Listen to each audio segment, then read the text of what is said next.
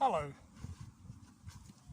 I'm going to show you how to change the indicator lens on a Kia Sorento 2005.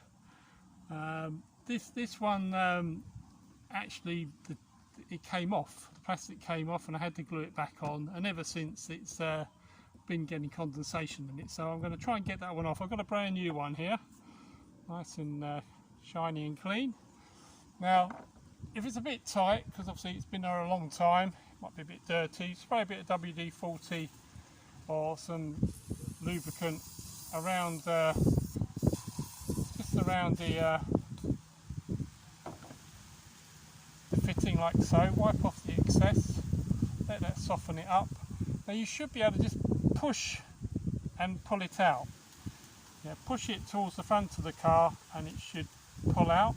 But if you're having trouble, as I did, you could use a flathead screwdriver, but be very careful because obviously you don't want to damage the paintwork. So if you could just slide that underneath and then gently prise it like so, there we go, and then we can pull that out.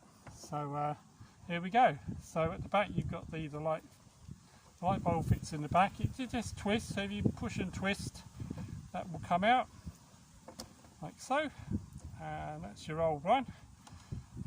And then we've got a nice brand new one we can put in its place. So once again, it's just a matter of pushing it in like so. You might want to change the bulb while you're there, and then you just push it back in. There's like a springy bit there, so you'll find it just push in nice and it just clip in. I'm not going to do that now, but you know, just clip in and away you go. Nice shiny indicator lens. So I hope that's given you inspiration to do it yourself. It's a nice easy job. Thank you for watching.